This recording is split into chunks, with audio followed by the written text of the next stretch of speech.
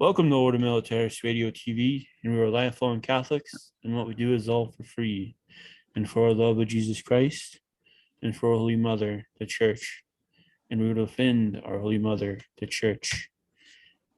Today, I'm still in Kansas. My brother Alexis is in Poland, and we are here because of the Ukrainian-Russia war. And we want to tell you what we're going to be doing and why we are in Poland. And so before we do that, brother, what is Ordo Militaris Catholicus? Okay, so avoid any misunderstandings. We want the whole world to know what we are and what we're doing. Ordo Militaris Catholicus is an international association of Catholics founded in 2016 in the days following the martyrdom of Father Jacques Mary in northern France, in Normandy, when he was murdered by two Islamic terrorists at Mass. They slit his throat and they stabbed him several times in the chest. And in response to that horror, A.J. Bauman and myself, this month of August, founded Ordo Militaris Catholicus, which is dedicated to providing for the defense and security and humanitarian relief of Christians who are persecuted out of hatred of the name of Christ. And we began on social media with the high ideals of imitating the chivalry of the Crusaders who were willing to risk their lives for their brothers. As our Lord said, greater love no man hath than to lay down his life for his brothers, that is, to put his life at risk on the gambling table of history. And we have raised small amounts of money for Christians in Iraq, Lebanon refugees, Syrian refugees, Armenian veterans, and to defend churches in Poland and Hawaii, and Catholic priests that are persecuted around the world. And the Armenians who were killed and had their property and homes damaged and destroyed in the Beirut blast last year. And those are the works we've done in the past. And you can see this on our site, ordo-militaris.us, which is the website of our private military corporation in Montana, of which I am the president, and AJ is the co-founder with me. So we have two missions going on in Poland. First one is the Humanitarian Relief Fund. You talked about it a little bit in your first video early this morning about you meeting the refugees. What does it seem like they will be needing in Poland? So according to the latest report I've seen from the United Nations High Commissioner for Refugees, there's already 500,000 Ukrainian refugees in Poland. The Ukrainian people did not want this war. They do not want to live under Putin. 91% of them just want their own independent sovereign state. And so out of fear of being harmed during the belligerent action of Russia, millions are fleeing the country, men and women. I mean, women and children, and the men are staying to fight. So they're in dire need. Poland was very noble and is allowing them to cross the border without any documentation of visas. And many are seeking help around Europe wherever they can find it, determined never to go back until their country is free of Russian rule. And their basic needs are housing, and after that, employment, food, and those sort of things. But to house 500,000 people over a long period of time is not easy. It's not a climate here in Poland where you can put up temporary shelters. It must be pre-existing housing of one kind or the other. And not everyone wants to welcome Ukrainian refugees. They speak a language, Ukrainian, which is not entirely intelligible to the Poles. And if they don't know Polish, it's difficult for them to understand what they're doing. So That's the basic needs. Of course, there's all going to be other kind of needs that will be resulting if hostilities become more directed against the civilian population. It could be medical, it could be psychological. These children who are now outside of Ukraine, how are they going to be educated? Are they going to miss years of schooling? Those are questions still unclear. But since we are a Christian military organization, whenever we even think of security and defense services, we never leave out humanitarian support. So we want our men capable of immediately responding to humanitarian needs, even in battle zones.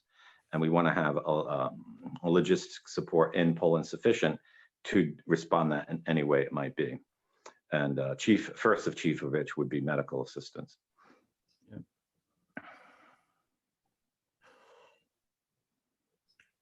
This may tie in with our other major mission regarding the unit for the International Legion.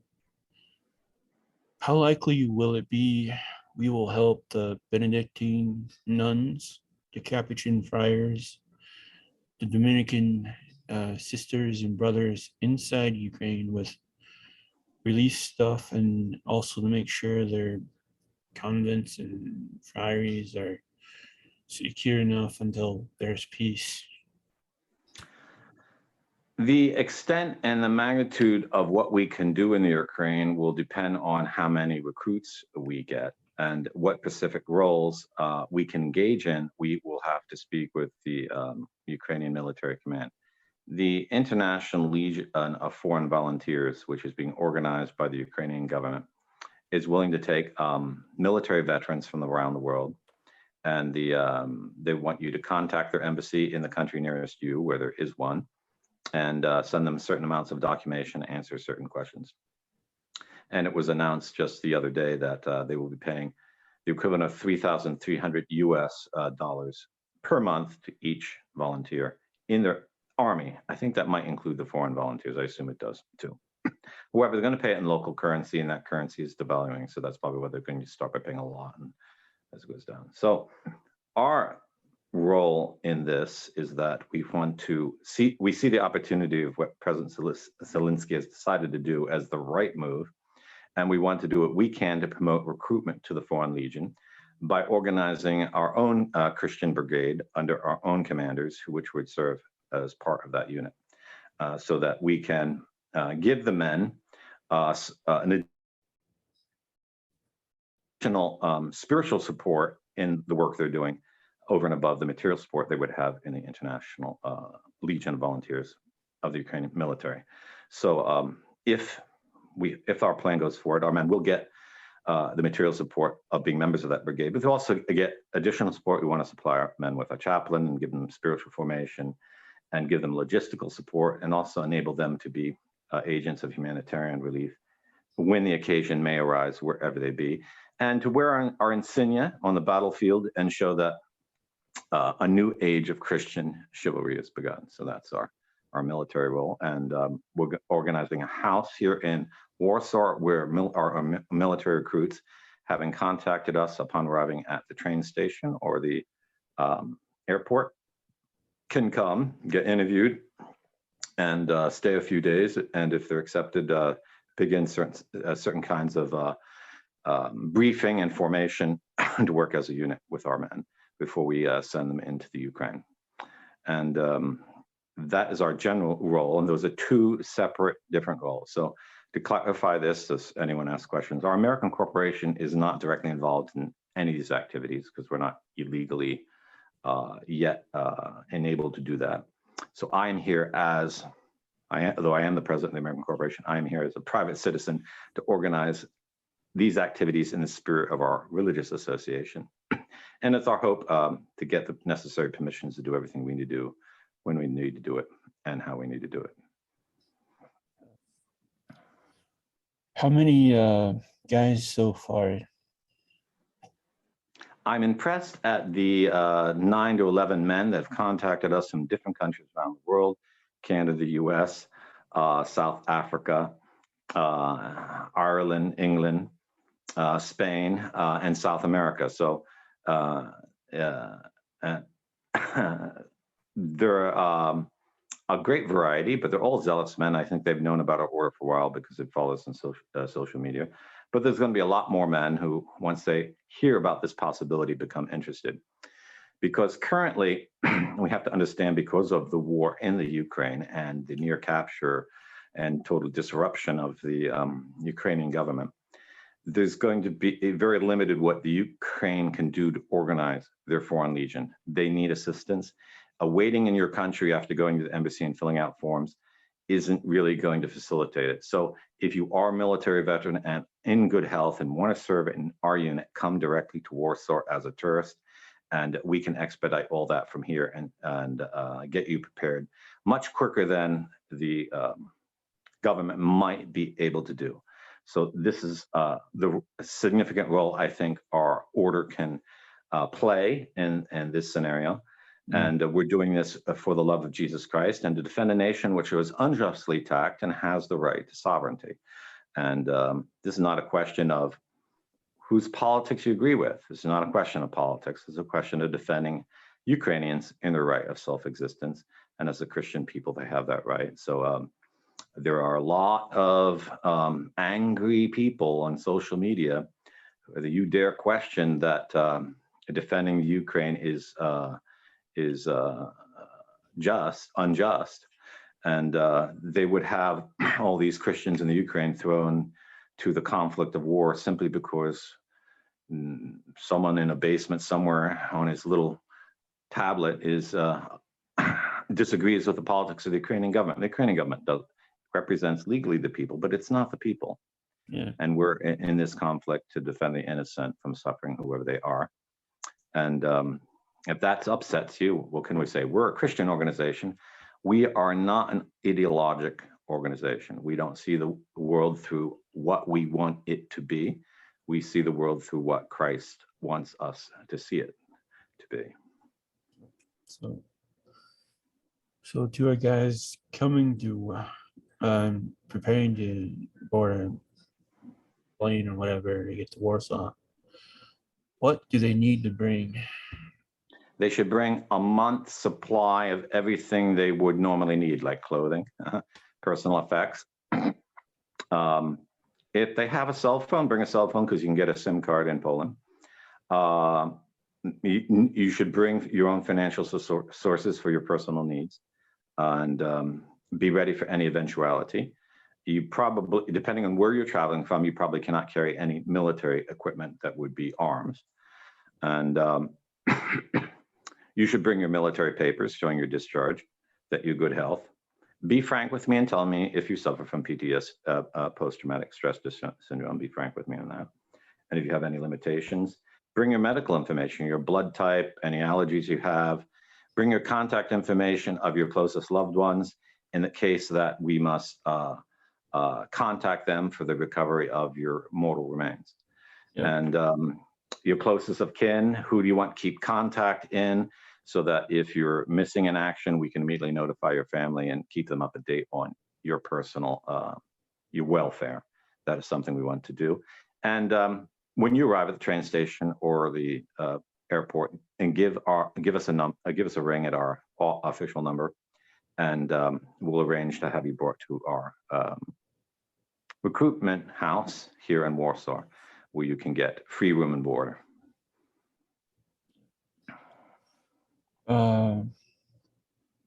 So you were at the embassy today. What did they tell you about this legion? Okay, at the embassy, I inquired about the Legion of International Volunteers, or the Foreign Legion of the International Volunteers, and I was given their contact information and to follow up on that, but there wasn't any military attaché available right off. So this is what's going to make so useful for our order to have a recruitment office in Warsaw, because once we get all the questions answered, we can answer it for any recruit immediately upon his arrival or by the phone, so he gets full information about what's really going on. And Warsaw, we're only a few hours from the Ukrainian border down on Lvov, and even less to the border to the immediate east. So we're in a position where the men can easily get in the fight quickly. and where we can supply them and give everything they need to go. And I visited a flag store. We're having our official unit flags made, and I've ordered the military patches so our men will wear our Blue Cross on their uniforms to distinguish who they are in this conflict. And what I was told at the embassy is all the information that is available to the press is being distributed on Twitter, okay, about their unit. I don't know. I would imagine that implies they have a Twitter account for their Foreign Legion, but I yet don't know what that is. So we'll try to find that out and post that in the show notes of this program. And so, regarding the food or rations of the Ukrainian army, I hope you like very, very hearty stews with buckwheat. And they also have, I seen their latest ration that was reviewed a few weeks ago, and it is very hearty. Their lunch is huge. You get a pork and bean stew, along with a pea soup with pork in it. One's 250 grams, and one is 500 grams. AJ, you're an expert on rations as a connoisseur of military rations, which are a rare talent. We're going to do what we can from the logistics side here in Poland to assist and supply our men in a special way, whether it's through the donation of, we're going to solicit the donation of military equipment or rations and things of that, so that our men have a unique advantage and a special reason to be a member of our unit over and above the spirit and high morals and ideals that whereby we live. So maybe we can add other kinds of rations to that diet, and we want our men well fed. We want them well supplied. We want them to have R&R, rotate them around. And we need not only military veterans to come to Warsaw and help. I'm going to need experts in logistics, in administration, in recruitment and public relations, and supply and organization and leadership. We need military leaders. And so a good 40% of the personnel we need are not combat roles. And we're going to be organizing all of that out of Poland. And so there's a lot that can be done. And I will be trying to do a live transmission every day to keep people informed of what we're up to, so that we can explain to you around the world what our military unit needs and how you can help these Christian heroes of a new generation. And the recruitment number I'll have posted in on the show page and in the description of the video, so you can call and ask questions on how to get yourself there. Okay, and our recruitment number in Warsaw will be answered between 9 in the morning and 6 p.m. local time every day of the week. We cannot return your call to a foreign number. Okay, I'll mark that out. So but you can send us SMS messages and WhatsApp messages, and we can answer questions in English and Italian at the present. And as our staff expands, we'll try to add the other languages too, so that recruits can talk to someone. I want to emphasize this about a recruitment office. We are not about pressuring anyone to come or not to come, but there are some general things we're looking for. I counsel, but we do not restrict. But I counsel men who are married and have children to stay in your country and take care of your family and your children. Your duty is first to your family and to your own country. And that is because children need their father. Okay, that's very important. I'm talking if you have little children, of course.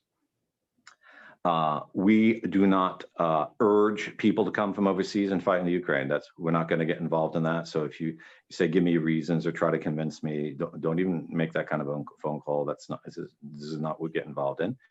And if you're coming for the wrong reasons, I will set you straight. We don't want people coming for the wrong reasons because, they have family problems, or their girl dumped them and they just want to commit.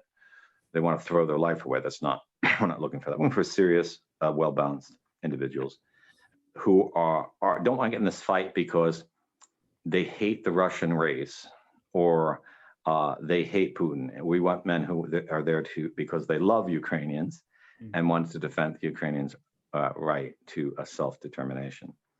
And if you have a sane,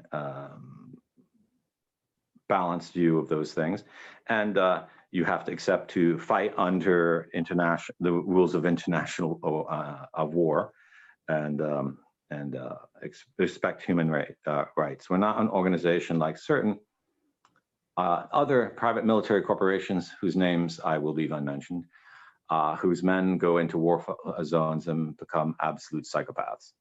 That will not be tolerated in our unit, not in the least. We expect good Christian behavior, and you will be dismissed otherwise. And those are just some of the basics about if you should be in good, you have to be in good health. Okay, if you're not good in health and really want to serve, we'll put you in a non-combat role until you get in good health, and we can instruct you how to do that, and we certainly will give you time to do that too. But we want men who are willing to fight and work. Loafers will not be tolerated. As soon as I see that you're a loafer, you're out the door, no mercy. So don't think it's going to happen any other way, and don't think that if you're that kind of person, you're going to fool us. That's just not going to happen. We want serious-minded folk of all times. I do want to specify that for those who live in our properties and in our training centers, we will have only men. There will be no women present to maintain high standard morals. But our women volunteers can help off base, doing all kinds of things, and help us in other sites, like our humanitarian work, where I think would be our staff would be beautifully and very effectively constituted by a presence of women. Well, this is the first of many shows, like you said. So stay tuned, folks, for more updates. This is Ordo Militaris Video TV signing off. Deus Volt. Deus Volt.